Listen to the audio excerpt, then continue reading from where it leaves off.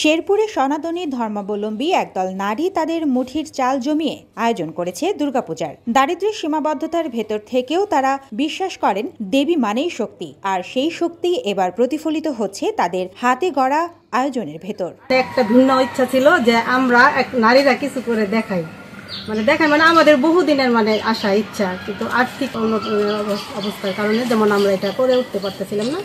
পরে সবাই মিলে একত্রিত হয়ে একটা আমরা মিটিং করে বললাম যে আমরা কিছু একটা মেয়েরা দেখি উদ্যোগ নেই, পুরুষেরা তো নিতে পারতেছে না। বেশিরভাগ আমাদের এলাকাটা হচ্ছে দিন আনে দিন খায় এই টাইপের লোক বসবাস করে। শেরপুর শহরের সাতানি পাড়ার আদিবাসী ও দলিত সম্প্রদায়ের নারীরা উমা সংঘ নামে একটি সংগঠন গড়ে তুলেছেন। প্রতিদিন পরিবারের রান্নার চাল থেকে এক মুঠো করে চাল জমিয়েছেন তারা। সেই চাল বিক্রি করে গড়ে তুলেছেন সঞ্চয়, যা এখন দাঁড়িয়েছে প্রায় 60,000 টাকায়। এই টাকাকে ভিত্তি করেই এবার তারা আয়োজন করেছেন দুর্গাপূজা।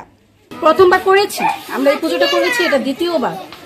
প্রথমবারে অনেক ভুল ত্রুটি হয়েছে, আমরা চাচ্ছি যে দ্বিতীয়বারে এই ভুল ত্রুটিগুলো না হোক, আর সবাই আমাদের পাশে থাকুক, আর আমাদের যতগুলো সদস্য আছে সবাই এখানে কাজ করে।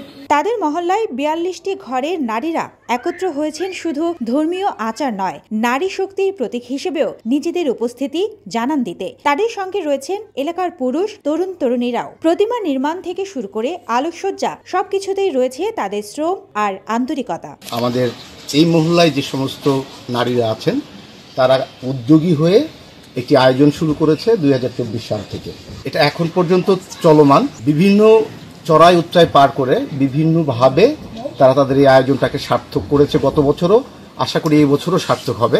এই আয়োজনকে সাধুবাদ জানিয়েছেন স্থানীয় পূজা উদযাপন কমিটিও। তাদের মতে সমাজের সবচেয়ে প্রান্তিক মানুষদের ভেতর থেকে এমন উদ্যোগ প্রশংসার দাবিদার। শেরপুরের এই দুর্গাপূজা তাই শুধু উৎসব নয়, এক সামাজিক বার্তাও। মা দুর্গা যদি 10 হাতে পারে, তাহলে আমরা নারীরা 2 হাতে কেন পারবো না?